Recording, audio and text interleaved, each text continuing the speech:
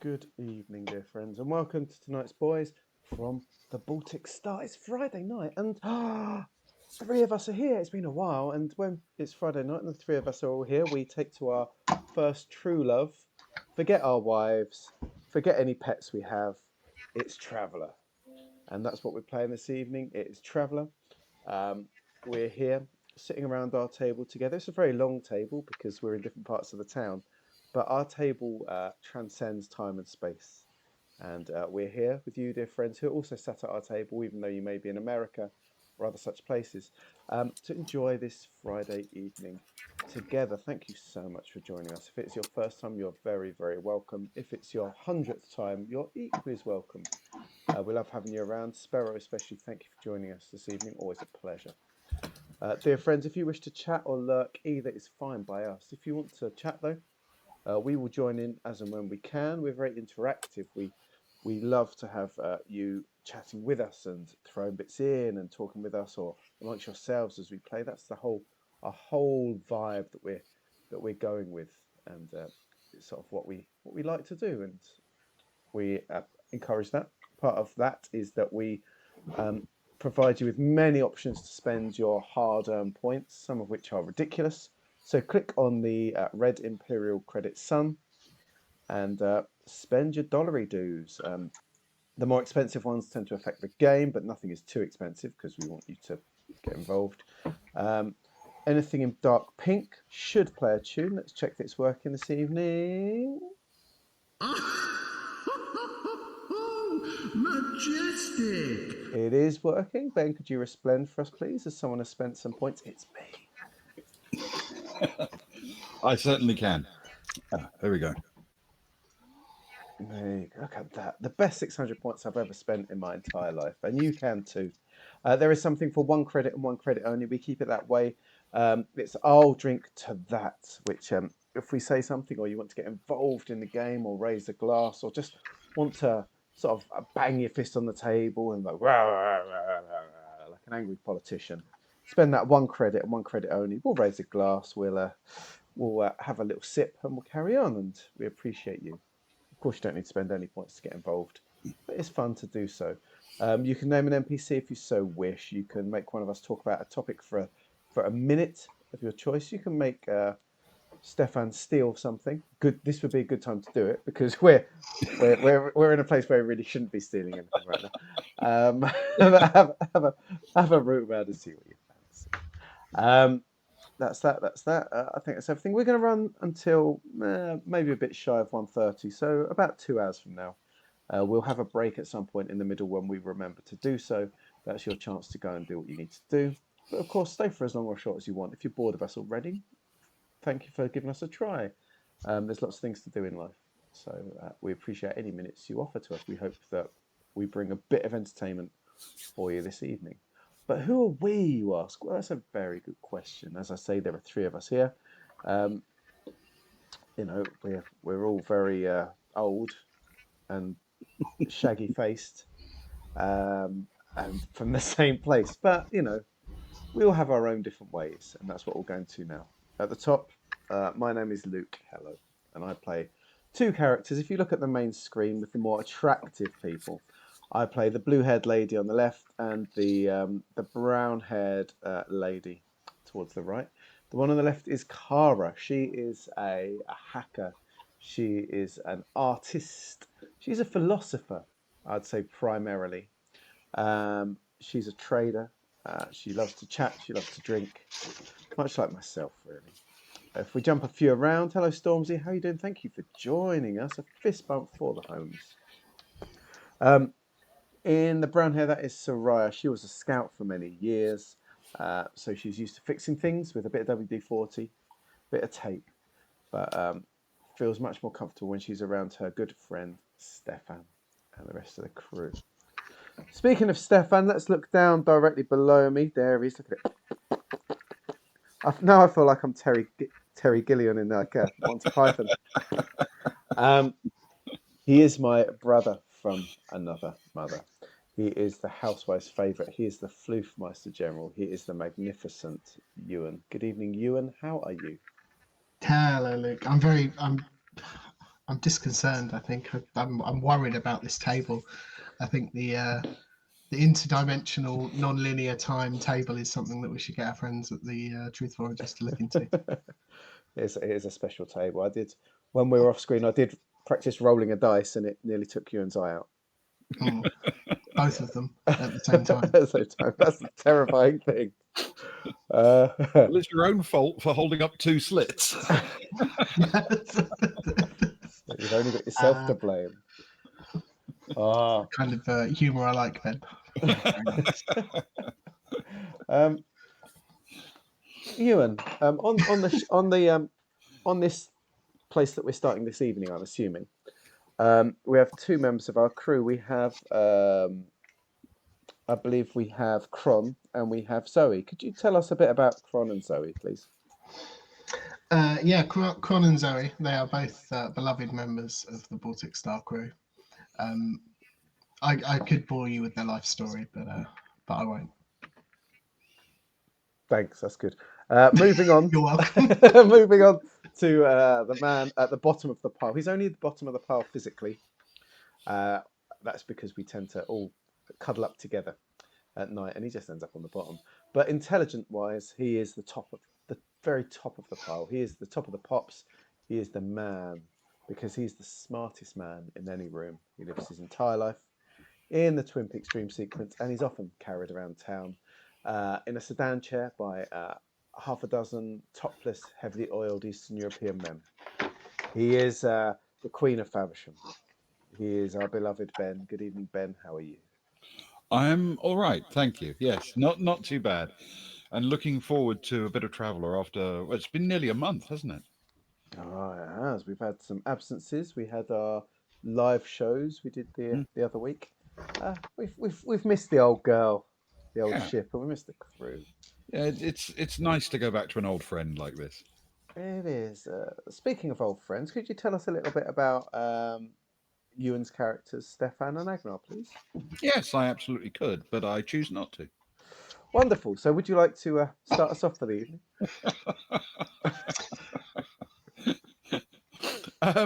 Yes, happy to do that. So, on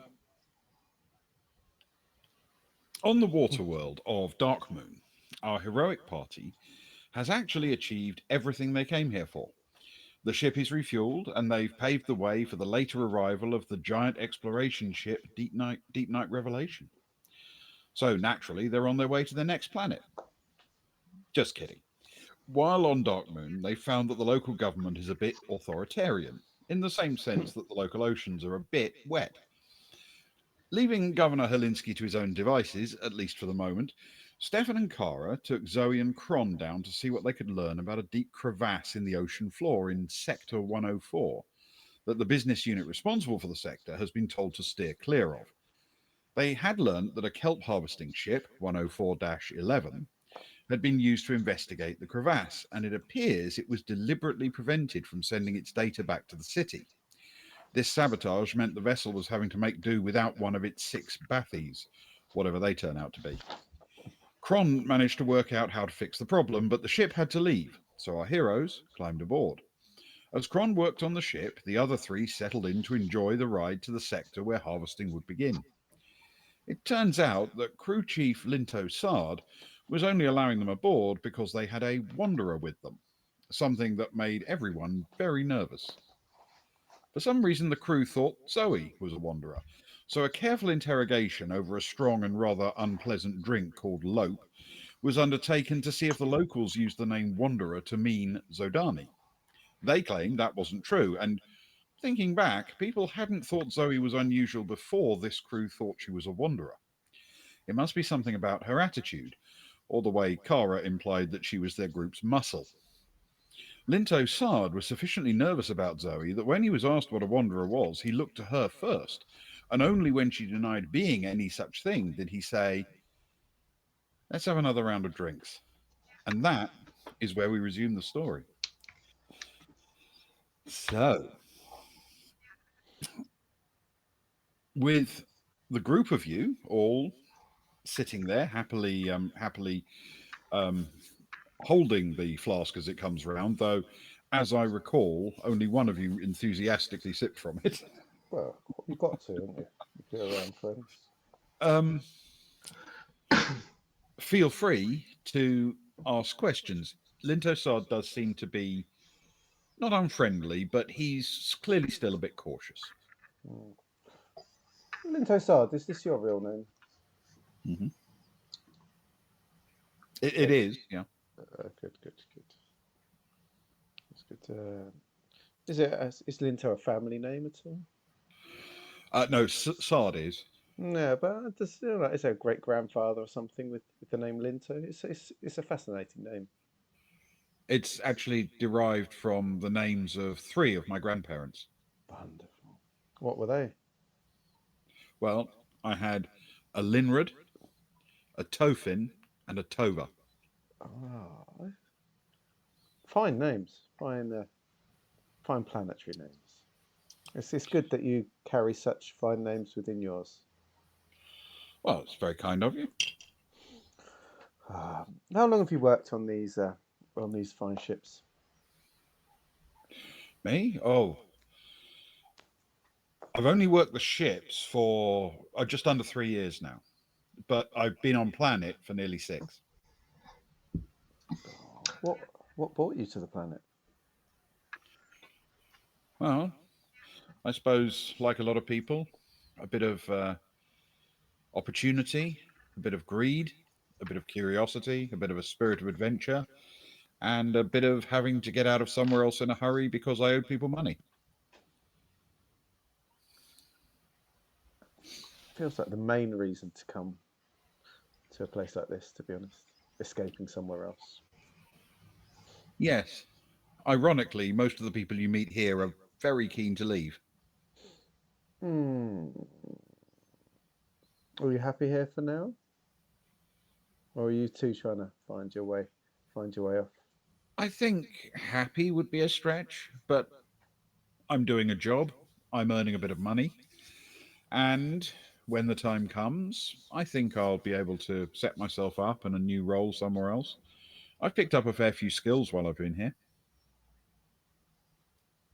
Can a general working man or woman make enough money to move away comfortably?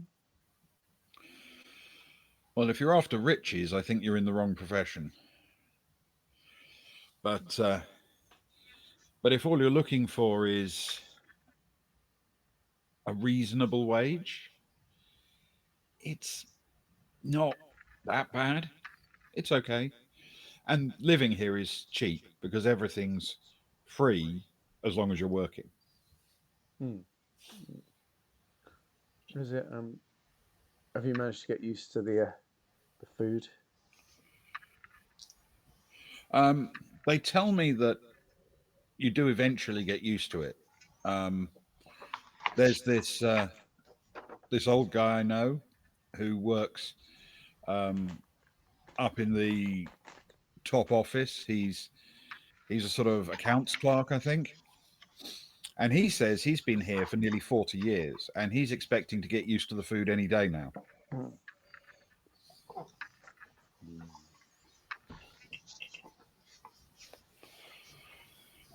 Is this? I've never had this booze before. What was it you called it again?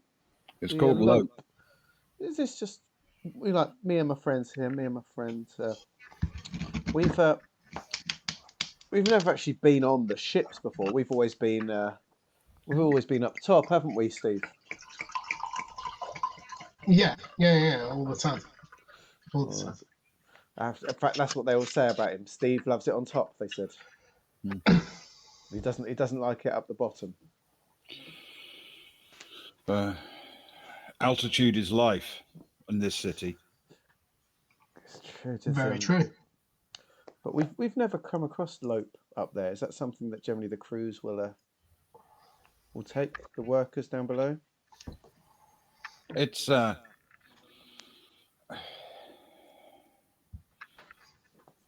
of those very rare pleasures that we get to enjoy. There aren't many, but Lope is one of them. You make it from the kelp, you understand. Like everything. From the kelp, not the Cadmos. No, that's valuable. Once you've taken out that lovely, sweet, highly complex carbohydrate that they're harvesting the kelp for, what's left is ugly, dirty, salty, green, sometimes bluish black, long leaves containing no nutritional value whatsoever. But if you ferment it, well, it turns into this. Mm. It's definitely not the worst thing we've tasted, right? Oh, do you remember all those years ago before we came to the planet? We had some of that drink on De La Brew, didn't we? That was pretty hardcore among the miners. Do you remember? Yeah. Rockthol, wasn't it? That was pretty. Oh, that was minerally. Is that the right word? Yeah, yeah. I feel like while you guys you do your work with kelp, it feels like they took actual rocks and tried to distill them.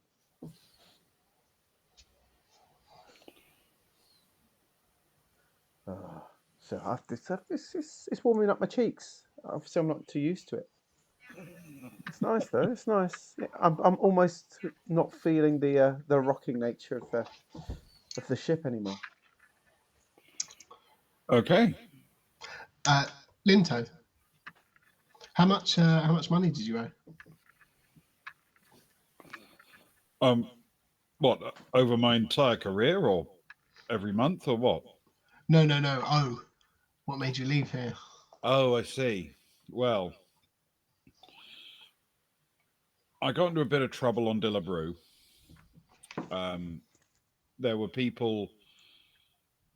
I used to be a sort of. Well, I would probably describe myself as an engineer, but in the very domestic sense, like a contractor. Mm. And I ended a lot of contracts by not really fulfilling the objectives and kind of keeping all the money, and things started to wear out and break, and people came back asking me to fix it, and that would have required money I had kind of drunk. So I decided, rather than let them get the authorities involved, I would beat a hasty retreat. So it's more of a metaphysical money. It's not an actual debt per se of credits. I mean, I owed them money, or I owed them the work, but I couldn't afford to pay the people to do the work because I didn't have the money. So it's, I suppose, 6 of one. Well, exactly. Interesting. How far is this? How long is this going to take? How far have we got to go? Oh, a few hours yet. Yeah, these ships aren't slow, but it'll take a while. Yeah, it's a good thing actually, because well, you volunteered to help up here, and the machine is dangerous. The bathy's more so, and you're going to want to be sober when you operate them. Of course, we always aim to be sober whenever we operate things. Right, Betty? Absolutely. Steve. I'm generally a sober kind of girl. Very rarely touch the stuff. Hence why my cheeks are glowing so much now. Mm. I think sobriety is the key to success, as I always say. Hi. I thought it was being born rich, but that's just me. We've got a bit of time. Can I tell you a bit about my background, Mr. Sard? Of course. I was Why not? A new story, new person. exactly. I was not born on this planet. I came like you, seeking a new life, a break from the past. I had an interesting upbringing, but there was a man that took me under his wing, a man by the name of Timmy Collinson. Hmm. He, I was a kid. I was a street urchin found in the gutters, and this wise, kindly man. He picked me up by my bootstraps, and he showed me what I needed to do. He would teach me to pick a pocket or two, as they say. I became one of his gang of little urchins, but he always looked after me, fed me, let me keep some of the things I found. I had to work hard, might bring in, but old Timmy Collinson, he saw me through. He taught me the ways, taught me how to stay one step ahead of the police, of those that chased me down. Taught me everything I needed to know, really. And then one day he wasn't there anymore, and I've realised that he had set me up to become an adult woman. Mm-hmm. And I owe him a lot, Timmy Collinson. I owe him a lot. I owe him everything I am today. Ah. Show him the bootstraps. Same bootstraps. She's Same kept them. bootstraps. I've kept them. I don't wear them anymore, but I keep Different them in my boots. pockets. Keep them in my Yeah. pockets at all times. Look, see, look. Can you see? Look, they're worn from the amount of times I've been picked up by them. Easy when I was little, but as I got older and a bit heavier, they started to wear a little bit. Yeah, you'll fit in great with these lunatics. Yeah. And it's becoming obvious that during your conversation, he is conspicuously not looking at Zoe. I mean, he's very much avoiding looking anywhere near her. It's like he's hoping that she won't play any part in this conversation.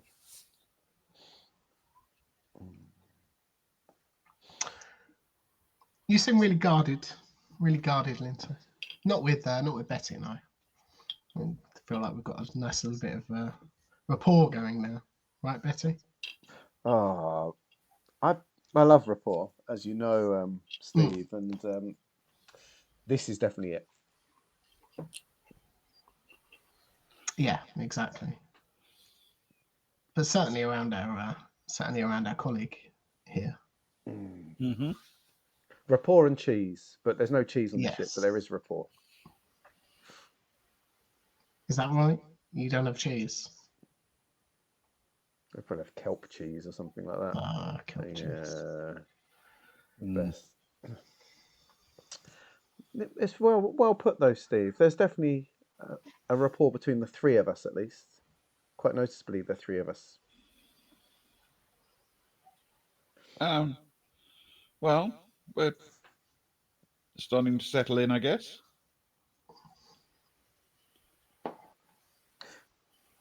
Were you suggesting, Steve, that maybe the rapport was limited somewhat? I was merely going to go on to say that we would vouch for our friend here. I don't think there's any reason to be guarded around any of us.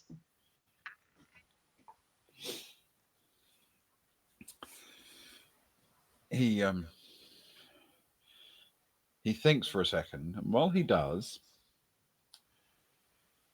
can you both roll your choice of persuade or carouse with intellect?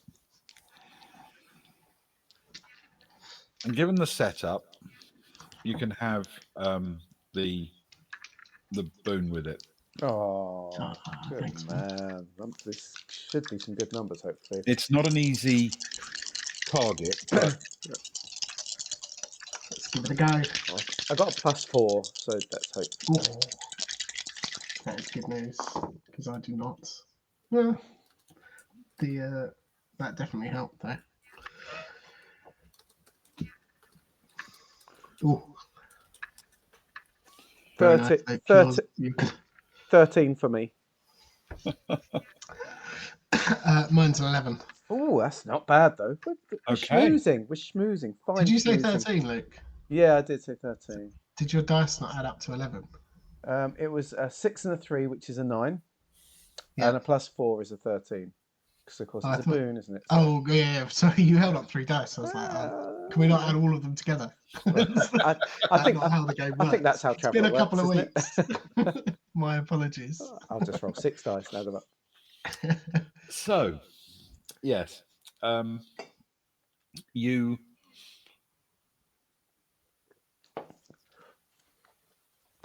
you see he glances back across to Zoe and he says, "So you're not a wanderer? I mean, we wouldn't hold it against you. You've got to do whatever you've got to do to survive."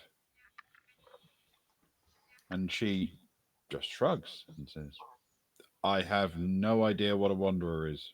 I mean, other than someone who wanders. But this isn't my first language." And he nods and he says, "Yeah. Well, I suppose it helps if you try to imagine the whole city as kind of a prison. I mean, it isn't, not all of it, but think of it that way, like a cut off little colony and island full of some dangerous people and some crafty people and some rich people and lots of people with very little to live for. Well, those kind of places, they sort of breed a gang, shall we say. Probably lots of gangs, but over the years, one has ended up taking out all the others. The Wanderers. I've only ever known them as that, and I think they get their name because they seem to have the ability to cajole or bribe people into taking them from level to level, which is not easy to do.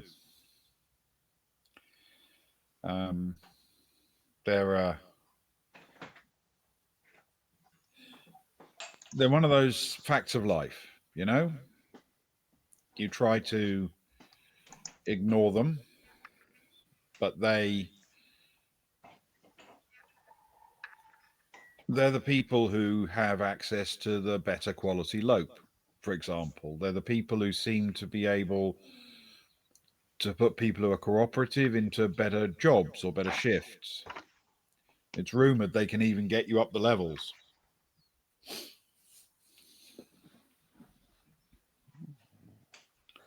Have you ever come across one of these wanderers before, or are they almost mythical that only a few ever see?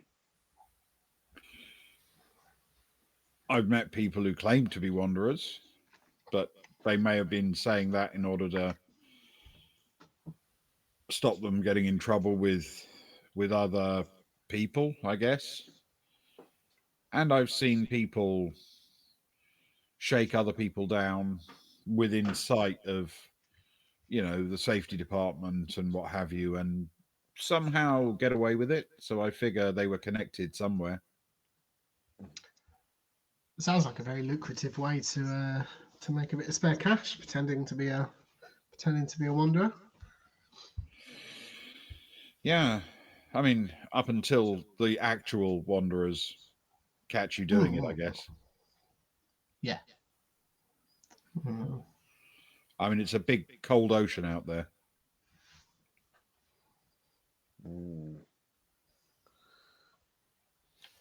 I'd imagine bodies that don't end up rotting at the bottom of the city could quite easily float off and sink, never to be seen again.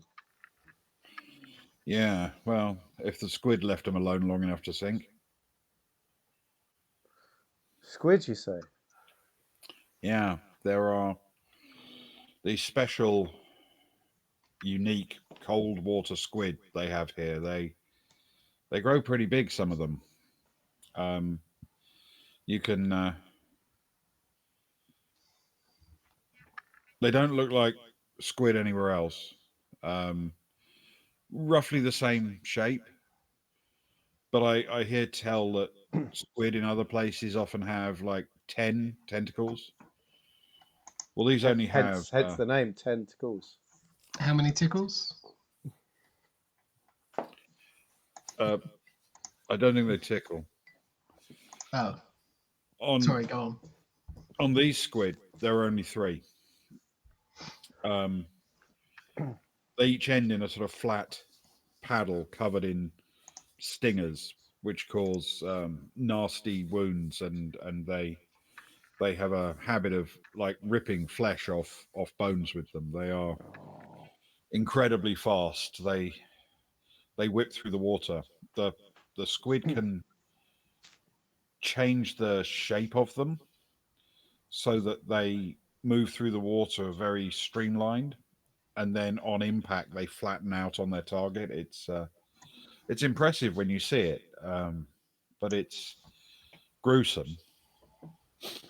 Um, in between the tentacles, they've got a jaw which is also in three parts, like three pieces of a beak that comes together. So the whole thing is, well, trifid as they call it. It's divided into three thirds around its central axis. It's a nasty piece of work. You get quite a lot around the city because obviously the city has certain things that are thrown over the side or fall over the side. You know, there's debris and stuff that attracts their interest. Plus, the city's warmer. It physically creates its own little microclimate. But but the big ones, they're allegedly out in the deep and in the cold, underneath the ice caps. And well, when you hear people tell the stories of some that they've allegedly seen, it's more like sea monsters than reality. What I know that when people tell stories, they always accentuate things. Make things more exciting for the story. Like, to be honest, You're being trapped. Timmy Collins's real name's Tim, but Timmy just sounded cooler, right? But these squid, what size? What size? Like, what's the size that people know of around the city? But what are the size that people tell tales of? Well, the small ones, I mean, if we turn the cameras on outside, you'd probably see a few in our wake churned up every now and then. Um, 3 to 5 meters in length. Oh, they're small. Yeah. Plus the tentacles, of course. Well, of course, yeah. How long are they? At least double the length of the body, sometimes 3 times, occasionally longer than that. But if you listen to the people who tell the tales, there are there are squid with bodies 30, 40 meters long, with tentacles 100 meters long, you know, that kind of size. And, well, you know, I don't know how plausible that is. What's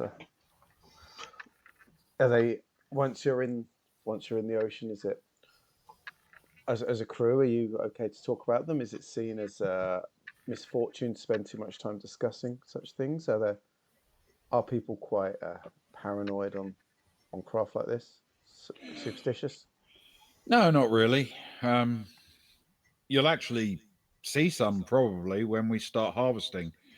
Sometimes they attack the movement in the water of the kelp coming up the ropes, coming up the cables from the bathies, and if they get stuck in them, they get pulled up into the ship and dumped onto the deck. Uh, Oh, wonderful! well, yeah, um, Can they you eat can them? be. They're not as dangerous out of water, of course, because they're sort of a flat lump on the deck. Mm. But Are they delicious? you've got to cut off the tentacles. They contain the venom, Mm. um, and that's nasty stuff. It causes rashes and blindness and all sorts of Oh. horrible things. What we tend to do is slice the tentacles off, cut the body up into strips, because you can cook that and eat it. It's not very good, but it's better than regular food. It's the ongoing theme of this planet. Not very good. But the tentacles, you deliver them to your local lope distiller, and it puts a lot of kick and flavor into the finished product. I mean, all in all, it's probably a good thing that they're out there, right? Because otherwise, all these bodies that get distributed out there by the wanderers, they'll sink to the bottom and they'll meet the kelp and they'll become the kelp, and then he reaches out for the bottle of lope, takes a swig. Yeah. You ever seen that old Terran film, Soylent Green? Sounds a bit like that. No. Don't watch it. It's a good adjective for the kelp, though. It sounds like the way it feels. Soylent. It is green, and it's definitely soylent. And if there were less squid, it would be 90% people. Well, I guess so. I mean, I don't think enough people are thrown into the ocean to cause a significant change in the biology. I thought you were just going to say you didn't think enough people were thrown into the ocean. Yeah, that would have been a weird place to end that sentence. Yeah. And a worrying one for those on the ship with you. It would, yeah. Yeah. I mean, my crews actually have a very good safety record.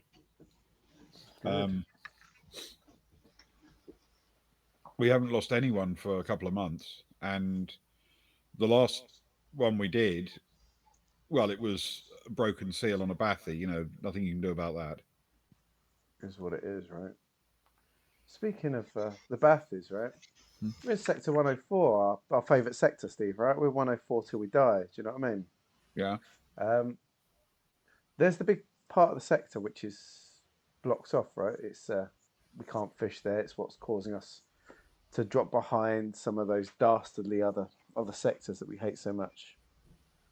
Can't remember which one it was. 109. I can't remember. 109. Yeah. I hate all the sectors. Very competitive woman. What do you think's down there? What's the rumours? Is it squid? Is it danger? Is it hidden treasure? Is it a government conspiracy? Is it Wanderer conspiracy? Well, I can tell you everything I know about it. I'm guessing it's not going to take very long. And that's the whole story. Have you ever wondered, or did you just do what you're told in this regard? He's not a wanderer. He's not a wanderer. It's not a wanderer. I have a limited range of options, truthfully. The pilots, they put the ship where it needs to be. And when they tell us we're there, we drop the bathies, we work the machinery, we reclaim the cadmos, we keep a little bit of the kelp back for some later distillation and fermentation, and that is pretty much how the whole story goes.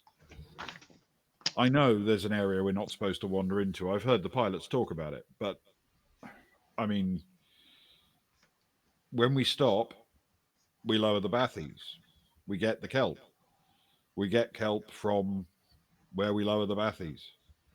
I've never known a pilot to lower the bathies where the kelp isn't. So all I could tell you is rumors, just, things that people talk about, but I'm pretty sure none of them know. It would just be the rumor mill. Does he seem honest, Ben? Roll a deception check for me. Well, With that's something I intellect, have. please. That is something that I do not really have, but It's good that Well, we're that's always not so too good. trusting. We're always too trusting. I like it. indeed. That's a 4 + 1 for a grand total of 5. Okay. You have no reason to doubt him. Have no ability to doubt him. Possibly no ability to doubt him. Certainly not the dice roll to that. On that die roll, I can't really give you anything other than No, yeah. said words. Yeah, And yeah. you're lucky to get them as well. Well, it's not really a lot, right, Betty? But Yeah. Where are we heading today, Mr. Sard? Where on the map? Like, is there a map or something that she can get him to point to, or something, a display, or even if she pulls it up on her laptop or something like that? Actually, yes, you are hooked into the navigation systems of the ship. I am. So you can pull up a map of the sector. And the map of the sector, because it's connected to the nav system on the ship, does show you where you're going to, as the actual destination marked on the map.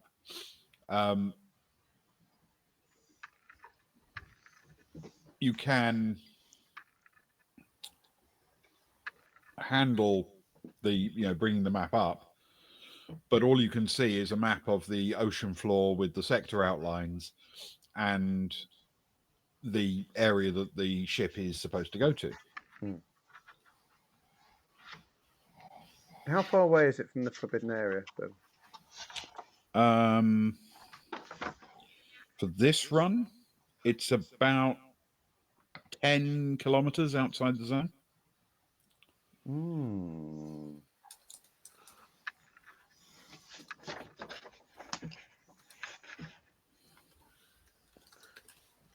Nice. You say a couple more hours, Mr. Saab, before we get there. Yeah, probably. Are you all right if I go and check on my colleague to see how he's doing with the bathy? You know, he should have enough time, but we want to get us fully powered, don't we? Yeah, sure. Steve, you've not seen the bathy yet. Do you want to come and have a look and see what we might be dealing with later? Not really, but I do miss Neil. He's a good old boy, isn't he? Yeah, let's go see him, shall we? Do you know he told me once his dad wanted to call him Stefan, but his mum decided on Neil in the end. I know, right? Yeah, lucky him. Yeah, I know. Neil's a much better name. Yeah.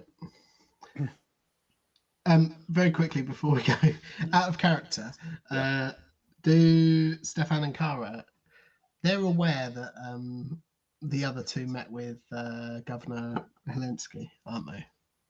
Yeah. We catch up after that, or they were going to go do that. Kara met with Helensky. Yeah. Yeah, of course. It was, in fact, you. But that was shared as general knowledge at some point, I don't believe. Yes, it was. Cool. Yeah, you've actually all gone back to the ship since then and had a night together. And I'm assuming we talked about everything from that day, that evening. There was much brunching, as I recall. Yeah, we had to catch up on brunches. That's the thing. You can't get them on. And Cagsy had a private brunch. Yes, because nobody thought to tell him there was a public one. He never gets invited to the public brunches, does Cagsy? No. Thank you very much. I will keep that on the back burner for the time being. Let's go. Let's go to Neil, shall we? Yeah. Stefan? Neil. I might call him Stefan from now on. No, don't do that.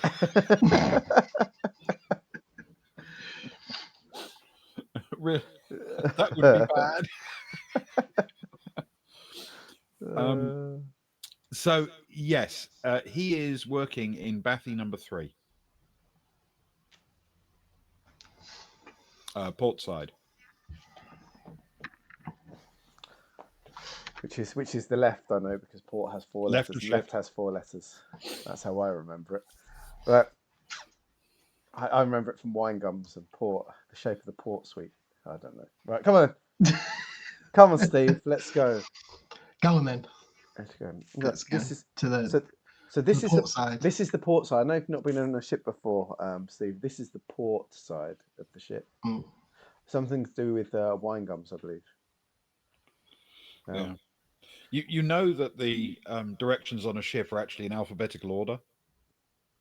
They're in alphabetical order, Steve. Did you know that? The Bow, directions port, on a ship. starboard, stern. Yeah, bow, port, starboard, stern. Did you know that, Steve? But you have to work anti-clockwise. Why would you do that? Well, no, you don't. You don't go round. You go It's like the anti. It's like an top, anti. left, right. Yeah, it's bottom. like an You anti-compass. imagine An the ship pointing anti-compass. upwards. It's like an Australian compass or something. I mean, if you're going to say that, then they could go in alphabetical order no matter which way. It just depends which way you're going. Like, do you go anti-clockwise? Do you go clockwise? Do you go in this cross? Do you go in this? Like reading the You just page make in a it up. book in English. Betty, what are you talking about? Look, I'm not the one that makes the rules. If I Top did, to bottom and left to right, just like reading a page in a book. if I did, Steve, up there would be front of ship. That would be back of ship. That would be the happy side. That would be the emo side. Like we have. That's why we have it. Like it works. It's a system that works. It's a system that works. Yeah. Do you know that system's in alphabetical order? It is. If you make it, if you do it in a really random You direction. start at the bottom. Yeah. And you zigzag your way up like a drunkard. And then go to the emo side and then the front. What can I tell you? This is how I remember the order of the And then Baltic the glass states side. and the east of the Baltic as well. In fact, did you know, Steve, that I've been looking up about the Baltic Star. Did you know that on Terran there was a whole area of Earth called the Baltic States? Did you know that? I think the ship might have been named after me. I'll teach you about it sometime. Maybe we could spend 4 weeks studying Terran geography. I'm sure it'd be very useful for our. It's really apt because they are the Baltic states and we are the Baltic star and we're in space, which is where stars are. Exactly. I've never really appreciated that before. No, me neither. Actually, Thanks, I've always Matthew. wondered where the name came from, but researchers have showed me otherwise. Anyway, should we go to the port? Wait, Look, work it out. Work the direction. no. I'm taking one more moment to appreciate the beauty of the Baltic star and its name. Okay. You do that. Okay, let's go. Okay. Now we know the direction because it's in alphabetical order, so we know where to go. So you you get up. Are you going to nod to Zoe to come with you, or are you happy to let her sit and make everyone uncomfortable back with the crew? No. So, I'm going to resist the urge to just shout, "Come on then, you wanderer." I'll call her name when I remember what it is. Hang on a sec. Zoe, do you fancy a Zoe wander? Farmer. Zoe.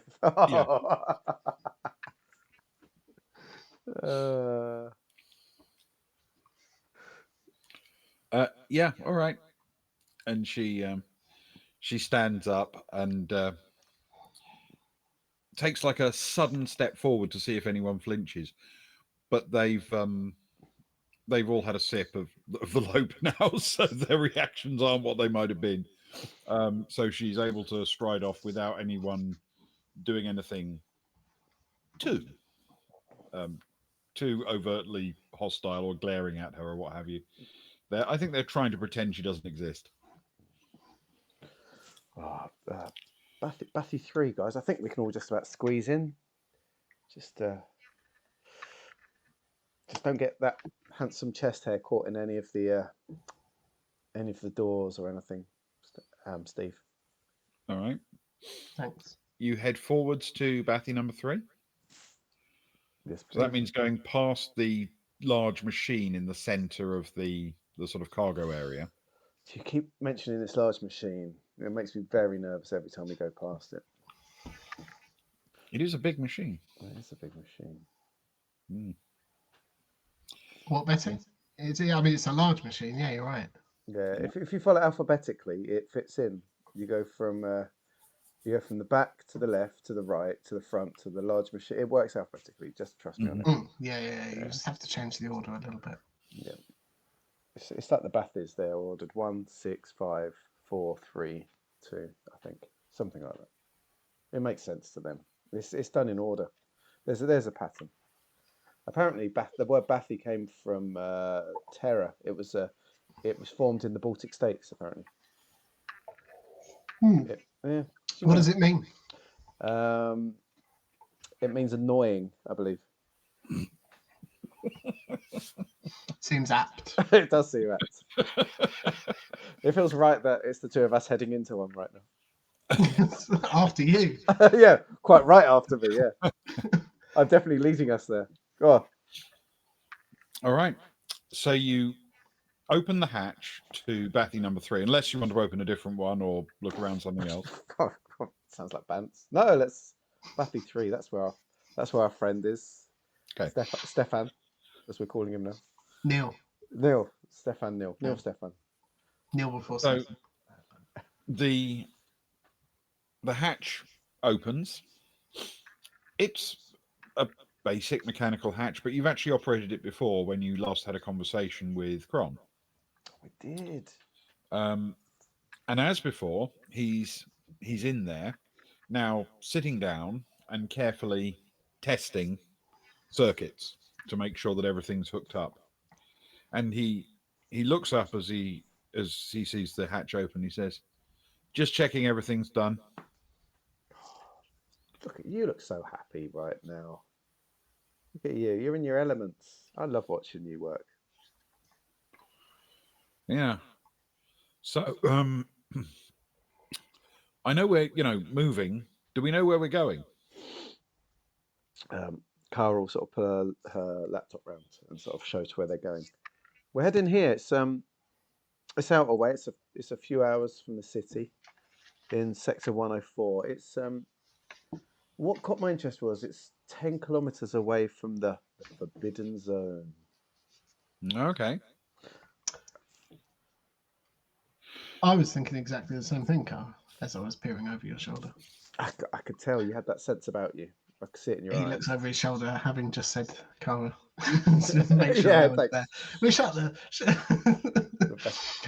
Thankfully, we shut the Bathy door beforehand. Why don't we just ask them to take us now? We could. It depends how much of a player Xard is, how much of a legit gangster he is, whether he's willing to break the rules. We're so close. It feels ridiculous not to get there.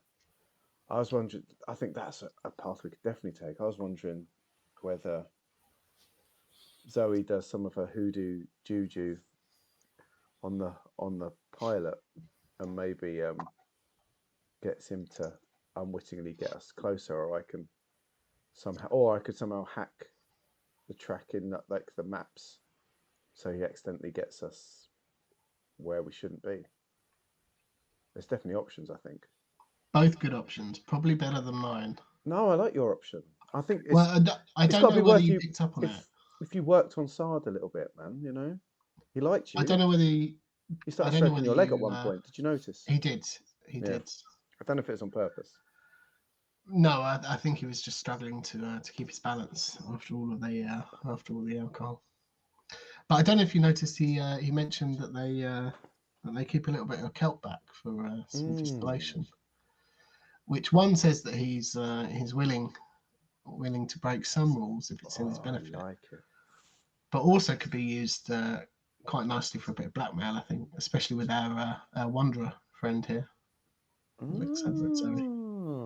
Do you want to play into It's not the best option because we burn some bridges, whereas I think both of your options actually of working a bit of juju or working some navigational juju potentially at least mean that we leave here without some enemies. I reckon we've got 5 options here to pick from, right? Mm-hmm. We've got Steve. You just flat out ask Sard because he's a man that's obviously prone to. The whole system here is sort of holding a bit back, being a little bit not quite honest. Just a little bit of backhand. We could ask Sard. You could blackmail Sard which I think you're right. It's burning bridges. It's risky, right? But it's an option. Last chance Exactly. option. I think. We could push Zoe as a wanderer, as you just meant. You sort of started on it, and maybe suggest there's something there. See where that goes.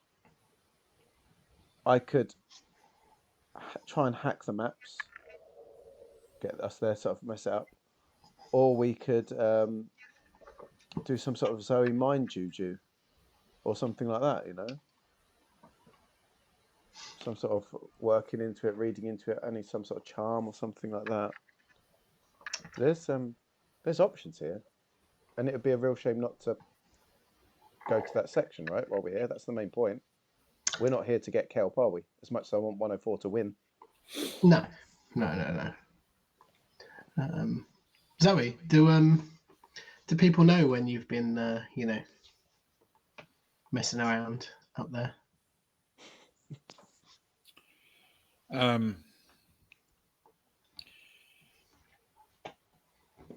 Usually, people don't know it while it's happening, but afterwards, they tend to work it out. Okay, so potentially not that it's been you, but that something's gone on. In my experience, when there's only one Zodani for 500 kilometers in any direction, Fair. they tend to zero in on it pretty quickly. Okay. That's Which I guess means that goes down in my order of my preferential order of plans. I'd put it down with the blackmailing myself. And I think asking goes below navigation, just because if we ask and then they say no, and then somehow we mysteriously end up there because of a navigation failure, you don't have to be a genius to put 2 and 2 together and come up with 11. Where are we putting the pushing Zoe as a wanderer? But it depends on where their alliances lie, right? And what the power of the wanderer is, I guess. Again, that's burning bridges, right? Potentially. Certainly for Zoe, I suppose, which isn't necessarily the best plan. So we're going in order of hierarchy. 1, hack maps. 2, ask. 3, Zoe's a wanderer. 4, blackmail. 5, the mind juju. Somewhere around like that. So you're suggesting that hacking the maps is your preferred?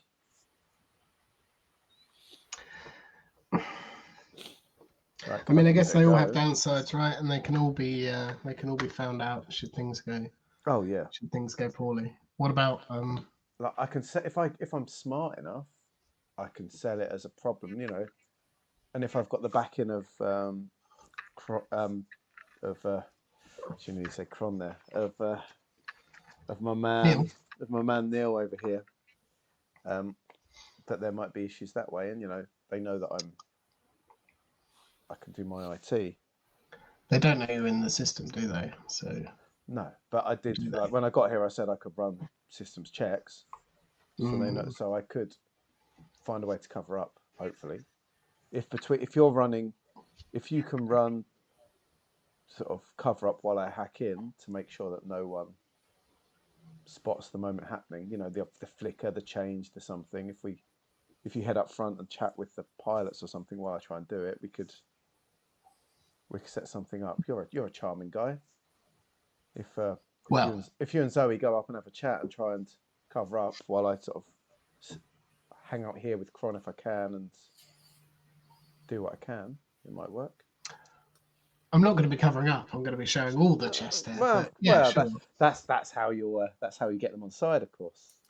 Precisely. You allure your way into things.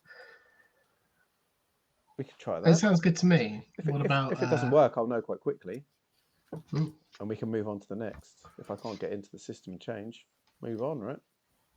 Zoe, Neil, you Game?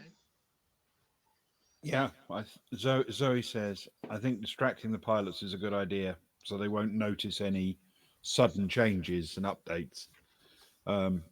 If we can keep them not focusing on their controls just long enough for the update to take effect, and then when they look back, they'll go, oh, we're not heading in the right direction or whatever, but it will have happened while they weren't paying attention. I think that could work. Hmm.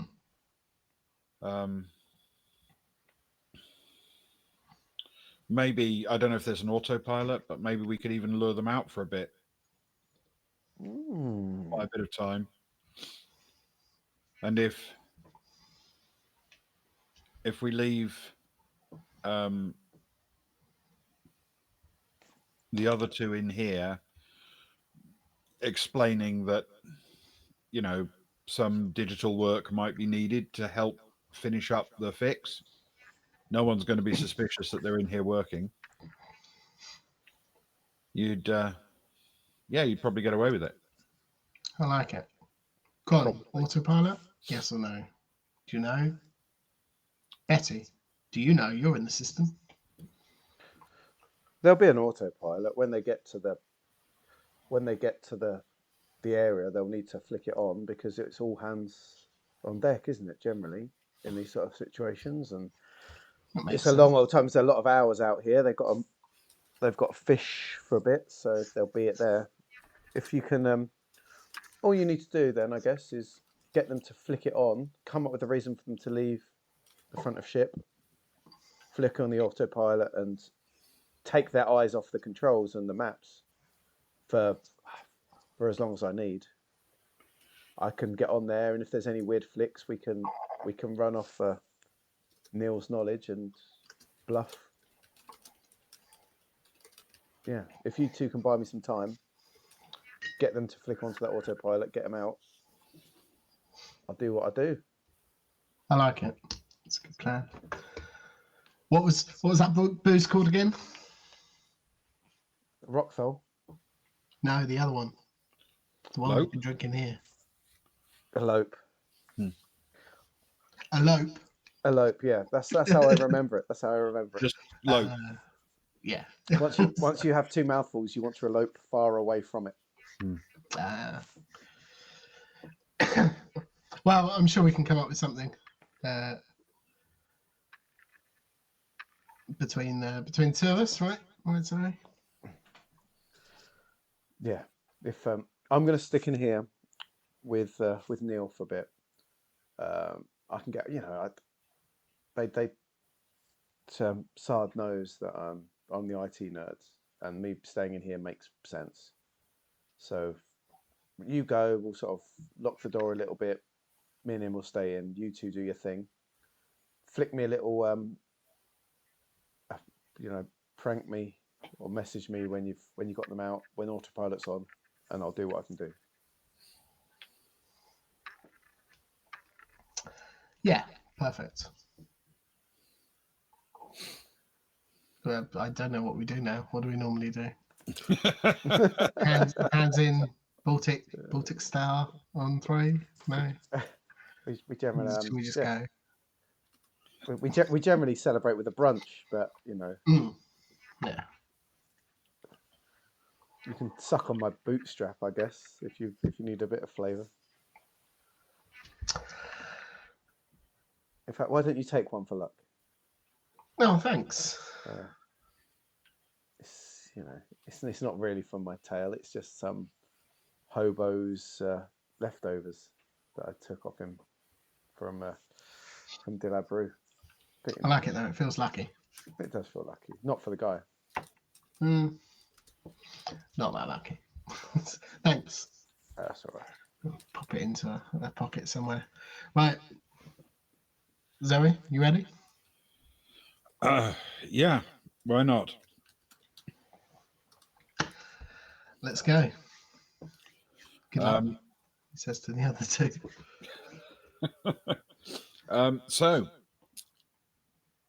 Zoe steps out with presumably Stefan, closing the hatch, and the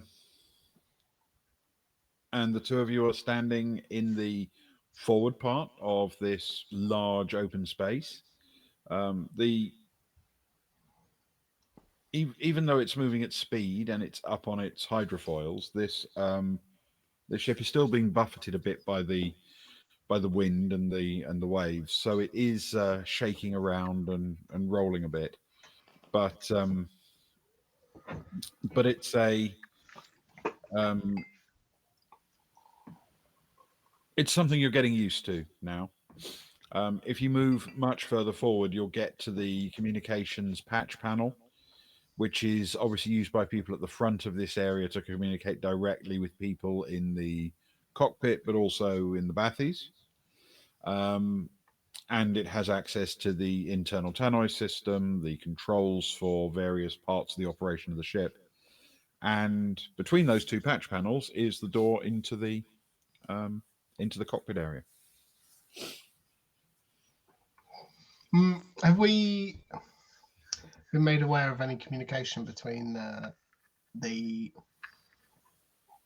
rest of the crew and the front of ship? So, like an intercom system or as far devices, as you're aware, you haven't seen or heard anything that implies they've been doing that. No, not since before you set off. You did witness Sard basically telling the pilots that they were all clear and buttoned up and good to go. Okay. I'm torn, Zoe. I'm torn in what to do. Do you want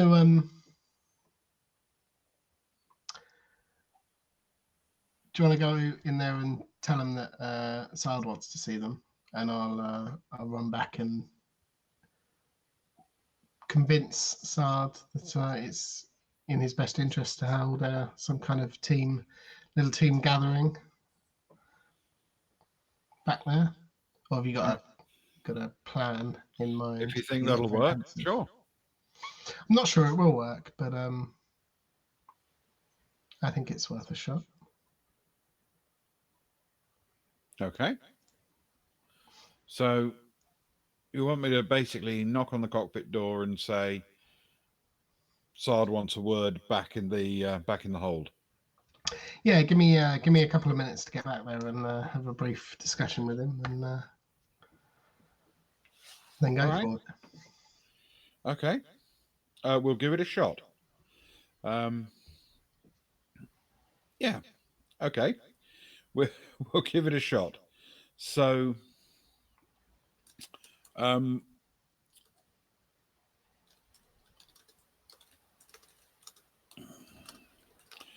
you want a couple of minutes for Zoe to sort of loiter there before you wanted to knock on the door, so you've got time to prep Sard for this, yeah?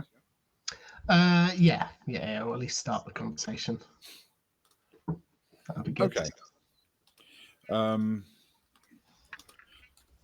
Fair enough. Then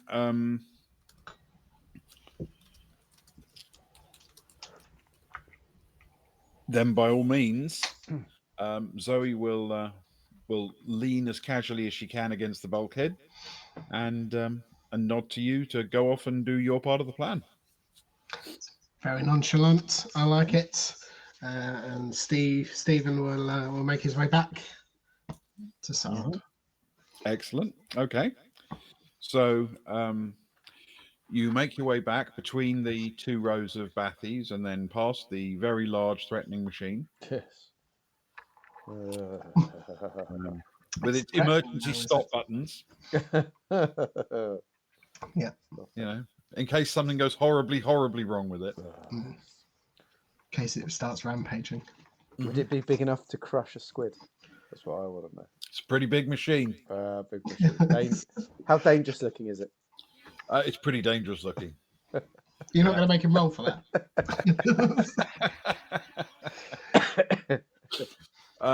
So when you get around the machine, you're back in that wide space where the crew at the rear is just loitering around. And as you get back, Sard spots you and looks up All okay up there? Yeah, really good, really good. They're just doing the last finishing touches on that bathy. It'll be up and running any time now. Listen, we haven't got long. Can I have a word quick? And he'll call him over to one side. Yeah, all right. He picks himself up and stretches a little bit, handing off the small flask of lope that he was holding to the person next to him, and then blinks a few times and walks off towards you. It seems unfair that he walks so easily on the moving deck. He's used to this. Look, less casual, less easy, more haste. Listen, our good friend and colleague, and definitely not wanderer up there, Zoe. It's her birthday today, and I was wondering whether we normally have this little tradition where we all gather and we have a little drink and we sing a happy birthday. I tell you, the last time we forgot, we were in serious trouble. I'm not saying anything nefarious happened, but Betty got mugged on the concourse, and nobody did a thing about it. Okay.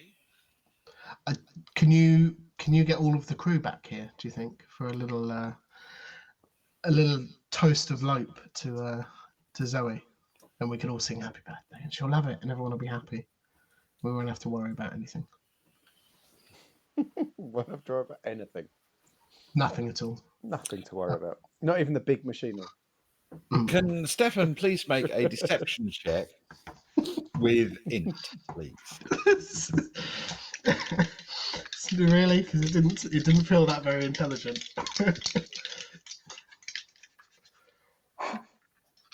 This is the one we want a good one on. Okay. Well, it's got a boom. A bit late. Save your boom. No, I'll save it up. Thanks, Pharaoh. I do very much appreciate it. It may be needed. That's a 9 + 1 for a 10. Okay. Possibly Sard has had a couple of sips more lope than is strictly conducive to good judgment, because he eventually nods and he says, yeah, I guess I can do that. Sure. Look, give it about, Stefano, look at his device. Give it about 20 seconds. Okay. Just to try and bear up the timing. Maybe. All right. And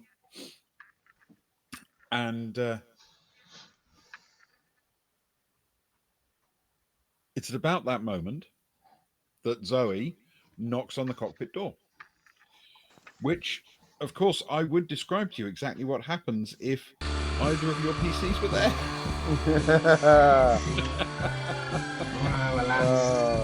But as you're not, I have to just make a couple of rolls.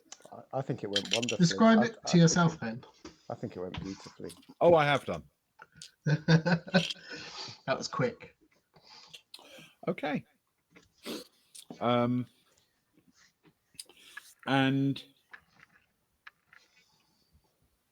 it is maybe a minute or so later that you see emerging around the side of the giant, threatening-looking machine, two pilots, followed closely by Zoe. And they look curious, even slightly concerned, the pilots.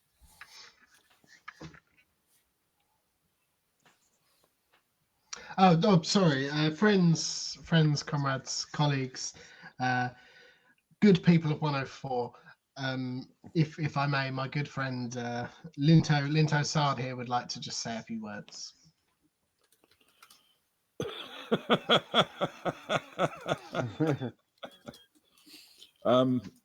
He glances across and he says, "Are you sure? You want me to do this? Oh, I'm positive. I think it would mean a lot. Mean a lot to them. Okay. All right. Well, we're apparently gathered here to raise a toast or possibly sing a song. Oh, definitely sing a song. Sing a song to celebrate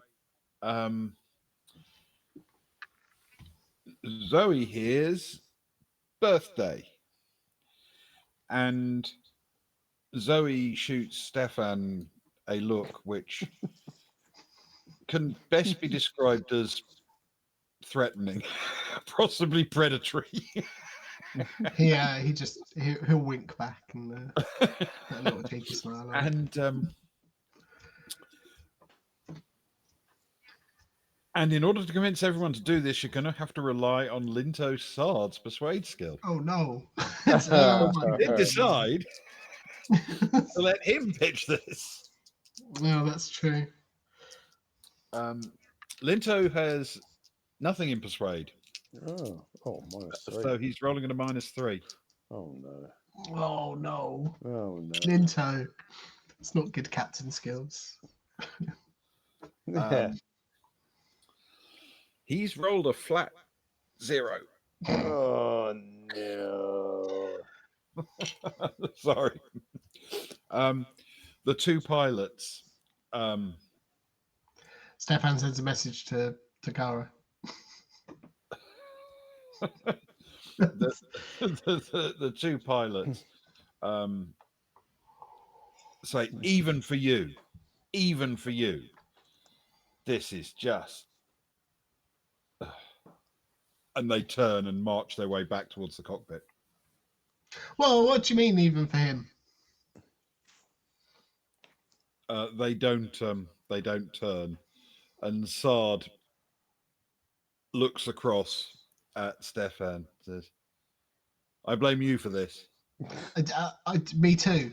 Although that wasn't what I was expecting. I'm going to be honest. That was a little bit like, it feels a little bit like a mutiny, if I'm honest. You just let people walk away from a call from their leader to Oh yes. to both sing or just hang out. They didn't even have to sing. They could have just mouthed the words. Or shout down the corridor after you.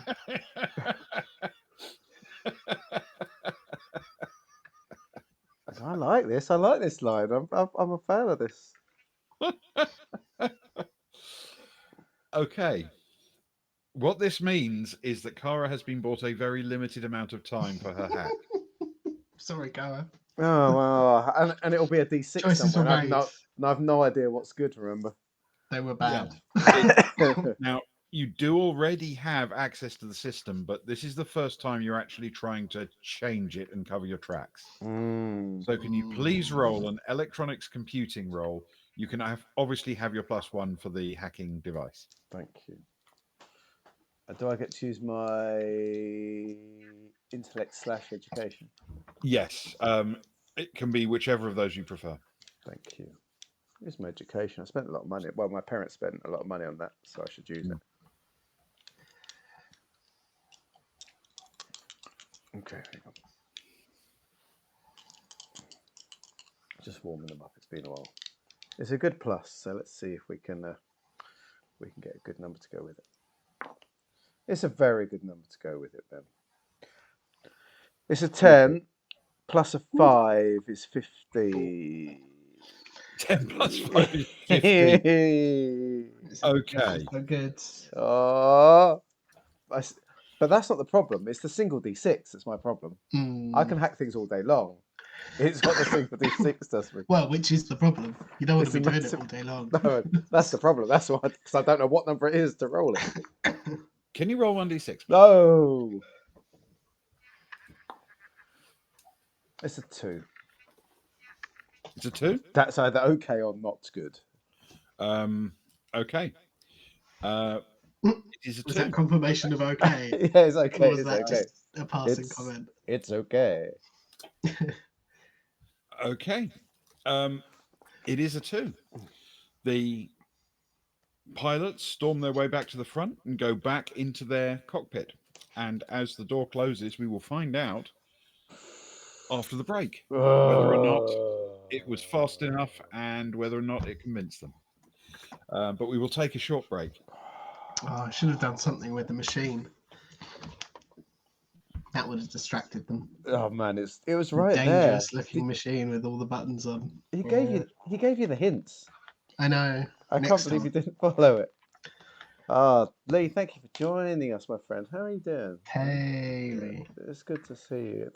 I got the update about the book. Very close. Change of Stars, very, very close. It's quite exciting. I'm looking forward It's to very receiving exciting. it. We are taking a break now, though, Lee. We're away for 5 minutes, but thank you so much. A pleasure to see you, and we hope you are doing well. But we are going to take the break. Things are very thrilling. Hang around for the toast in the second half. Let me find the bits and pieces that we need. They're down here. So there they are. Look, there's the break. The break is on. Let's get some music on. The break music is on, and we'll shut up now. Have a good break, everyone. See you in a few.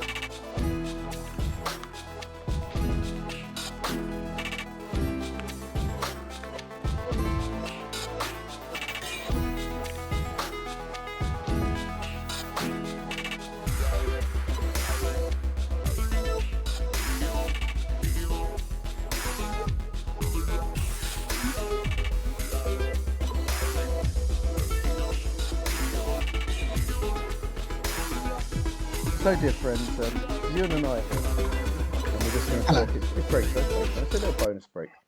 And it's kind of for Sparrow and anyone else that's around. But now I can just hear him typing, which is quite exciting. But this is not the first time our crew have run into squid, is it, Ewan? Can you remember back before we started streaming? Yeah, squidlings. The Squidlings. squidlings. I think we referred to them as lovingly. Yes, on a planet. We were by a lake. There was some water. There were some bushes off to the side that I think someone might have tripped over. Weren't there some weird snakes in the bushes? bushes, I think? Bush Yep, snakes. there were Yeah, snakes in the trees and squid in the water. Mm. And, well, the Indeed. squid were in the water to start with, then the squid came out of the water. They did. They crawled across the land on their tentacles. I know Mhm. testicles. Tentacles. And I believe there was a period spent on the water trying to avoid them, or in the water trying to avoid them. I think there was both, actually. shooting and I think, avoiding. yeah. It sounds like us, very much so. So the crew definitely have a dislike for squid-like creatures, I feel. We've got previous. We have got previous. We're not big fans. No. Ben knows this. This is why he's being mean. True. Yeah, because he's a mean man. Speaking of which, we're back from the break. Mean man. Mean man. Let's have a nice toast. Have you forgotten who it is? It's time to recount another of the stories I was once told by our former ship's steward. I can't verify the accuracy of these stories. After all, he once told me he invented erasers. Once he told me he faced another challenge on the world that was far behind the technology typical in the Imperium. After his previous failure to complete the exploration of a deadly mountaintop cave, he found this time he was called upon to explore a castle, that being the height of defensive technology on this relic of a planet. Before he left on his journey, he was given a number of items that were claimed by the superstitious locals to carry magical powers, though our hero naturally scoffed at that. Perhaps it is for this reason that he made it all the way to the top of the citadel, only to fail at the end, falling down the tower in the darkness. Ugh. He never did tell me how he survived the fall, but he assured me it was not thanks to any magic spells. Perhaps he didn't believe in magic spells, but he, in his role as steward, mixed things that could easily be mistaken for magic potions and elixirs. It is for this reason, rather than for his ability to fall great distances unharmed, that tonight we celebrate by raising a glass to the late, great Greyhill Bast. To the late great Greyhill Bast. The late great Greyhill Bast.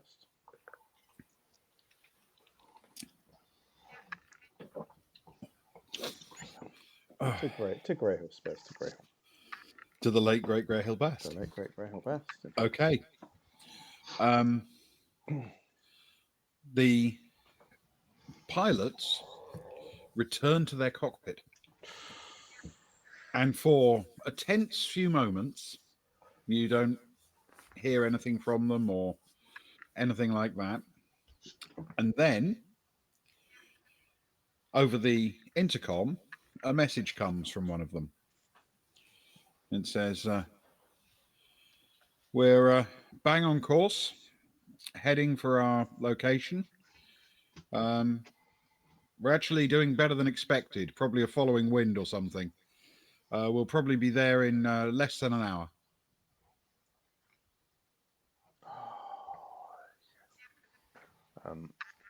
In the bathy, Cara will allow herself a little fist pump and offer up a hand to my dear friend Crom for a little high five, if he'll take it.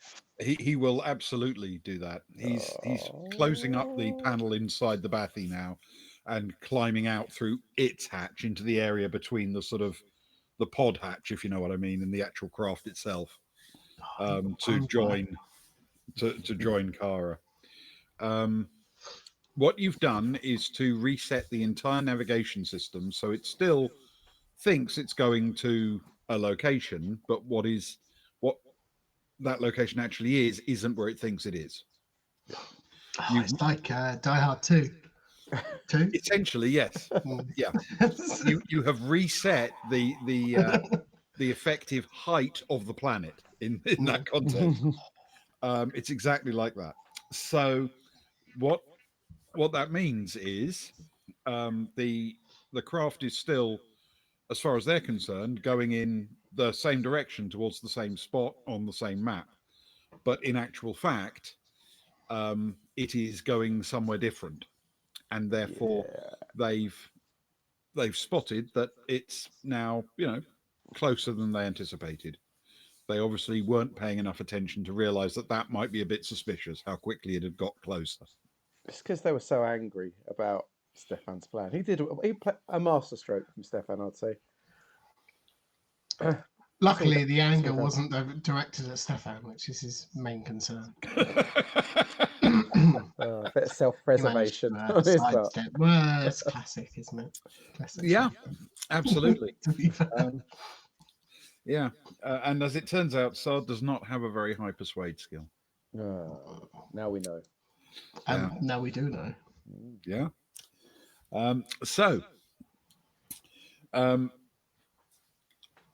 Is there anything else you need to do before you arrive at that point?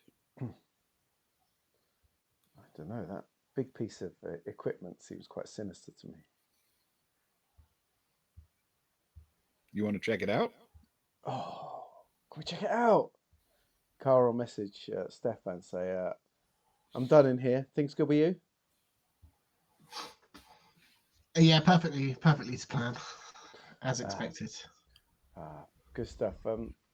I can't help but notice that every time we walk past that giant piece of equipment, it seems to be a thing. Do you want to check it out, see what it is? Have you noticed? It feels like it's beckoning me to it. Sometimes. It does. Have you had that? That's weird. It's like every time I walk past, I feel like in my head it's monologuing me. Yeah. I hear the narrator in my head as well. Should we go see? There's a big red button on it. It's big and dangerous, and you know how I feel about big red buttons. I know. Just hold off until we need it. Come on, let's go. Okay. Let's go find out what it is. Meet you there. Yeah, sure. Let's do that. Steve, I'll leave you to. Not Steve. Neil, I'll leave you to finish up here. I'm just going to pop out and see Steve. Okay. Okay. So the two of you approach the machine. You are actually approaching from different directions. So Stefan flinches as he walks past Zoe without her even. I assume without her even moving, just out of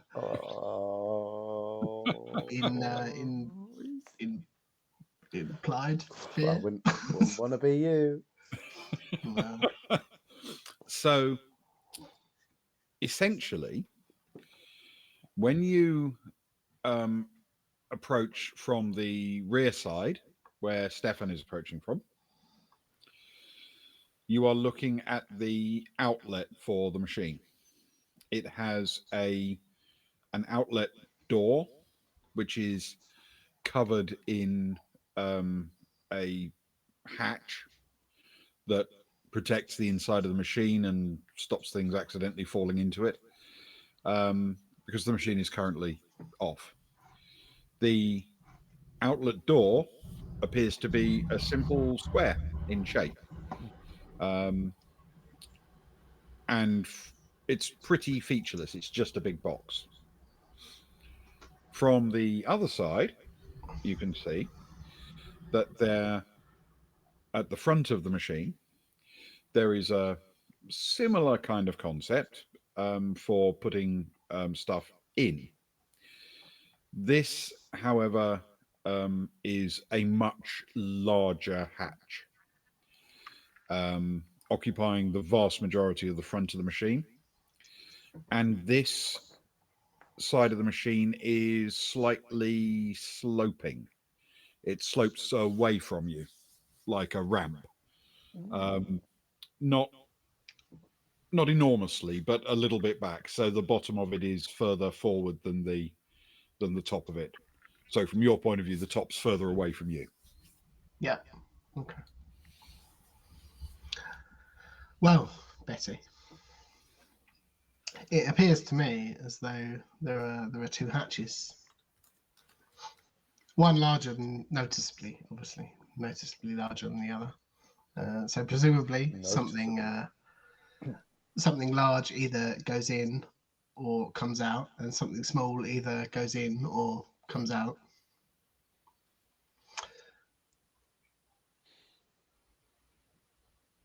Why don't you? I'm not going to be ridiculous. I don't want you to stick your head in, but why don't you stick your device in and take a photo of the inside and see what it's like? See if you can see which one's the in and which one's the out. Sure. It's like that game we played on Geeker. Do you remember Innie Outie? The Innie Outie game. Yeah. Yeah. We did that in private. I don't think anyone else was around for that, you know. It was a rubbish game. Yeah. But, you know, I can give it a go, you know. My eyes are good right now. I can peek Either around that in the or we dark, start can't I? pushing buttons and see what happens. I know, but that's your answer to everything, and only No. 30% of the time it works out. We know this. We went through this. If that.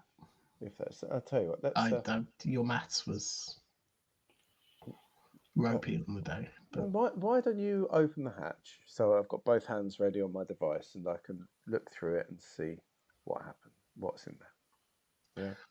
If I'm opening the hatch, though, who's going to press the big red button if something goes terribly wrong? No. Big red buttons never do anything good. Don't you worry about it. If worst comes to worst, you can drop the hatch and press the button.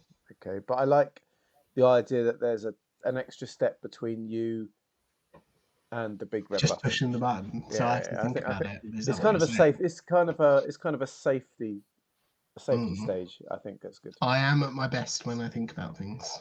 That is very true. Okay, sure. I'm yet to see you at your best, but I'm sure you are. Cutting words.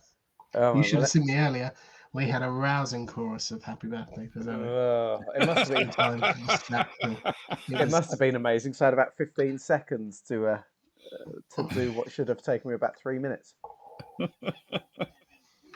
So, are you going to push open the hatch? Yes, please. Carefully. When you lift up the hatch, you discover that what you took to be just the hatch itself, you push that up, and at the same time, the bottom slides down. Oh. So it opens like a set of jaws, but the top part is much larger than the bottom part. And as the bottom part slides down, it reveals that the floor of the entire area here has these sort of tracks. You could notice them before, but there are all these mountings, and you weren't really examining, looking for them. But once that bottom bit's there, you can see that where those tracks come to an end, they run from each of the bathies, and they follow a sort of curving route from the bathies into this hatchway. And the bit that's just been exposed shows a bunch of like teeth sticking up in those tracks, because there are teeth in the tracks, but they're hidden below the deck. But once you get to the machine, if you push it open, that lower jaw reveals the chain of teeth, kind of like a chainsaw blade, goes into this big open hatchway. And behind it, you can see the workings of a big grinding and pulping type machine. Lots of spiky rollers and crushing things and blades. Essentially, if the machine is working, then the teeth will come proud of the floor here and move, not necessarily at insane speeds, but they will drag anything that's being raised by cables on the bathy out of the bathy pod and across the floor, feeding it into the machine. I've seen one of these before, Betty. Oh yeah, what's that? Do you want to know what it does? Go on and Are you educate really me. excited? It's pretty exciting. It's almost as exciting Yeah. as your toasted sandwich makers. It's a Go on, hit cappuccino me with machine. it. Hit me with it. It makes coffee. Oh. Like nice coffee, like top of the line coffee. It looks like it makes kelp coffee to me. What? Where's the kelp come from? I don't know, man. You see these tracks? Mm. It's from the Bathies. What do the Bathies catch? Kelp and squid. Maybe it makes And cron. squid juice. Oh, I don't want cron juice. No, nobody wants cron juice. That would be a bad day. That'd be a sad Oh day. yeah, okay, I see. Yeah. Uh, Unconventional, not like the ones that I've seen before, but It's on a bigger scale, I'd say. I concede the than point. coffee I concede the machines. point. Yeah, Um, looks like kelp. it does. It is. I wouldn't want to fall into it. Let's put it that way. It'd be terrible for someone that gets in our way to fall into it. Wait, who? What? Who? Well, you never know. I'm just messing with you. Everything's going to be good, isn't it? I'm looking forward to this trip. Yeah, definitely. Where are we going again? Oh, to the bit that we're supposed to go to, the kelp fishing lands, the harvest grounds, full of happy kelp and no danger to be seen anywhere. The green pastures of the underwater kelp land that is 104. The green kelp of home. Ah, But between you and I, let's get in a Bathie. it's a massive machine with a Let's- big red button. Yeah, I see what you did there. Let's make sure we get into a Bathie together, yeah? Because I think it might be worth a little explore when we get to the harvest spot. That's a good plan. Do you know how to operate one of those things? We can work it out between us, can't we? Well, yeah, we'll work. Kron we will basically see. fixed it. Oh, yeah, that's true. If he can fix it, then we can. You've seen inside a Bathie. There's only room for one person in each. Oh, I can't remember what we said that we would do either. I'm sure one of us was a Bathie, and the rest were just kelp farmers. I remember. Oh well, if one of us can get down and share some footage to the other.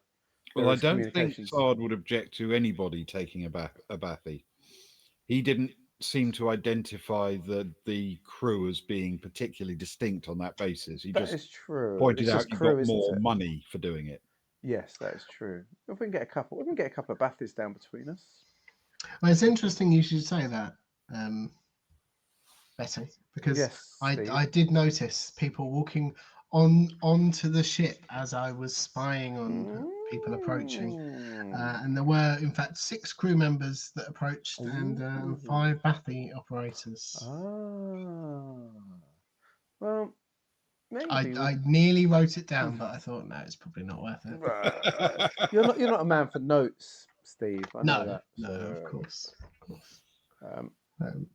if we get a couple of Bathies between us, I'm sure we could do much for 104 when we get there. All right. It's about this point that there is a sort of general change in the sensation of movement of the ship. And over the internal tannoy, you hear the pilot's voice. Okay, everybody get ready. Everybody get ready. We're coming into position. You're going to want to be careful down there today. Depth under the keel is 12,000 meters.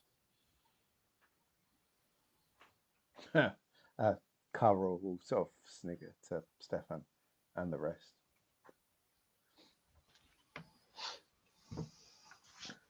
What? I don't get it. Get yourself a Bathie, man. Okay. No.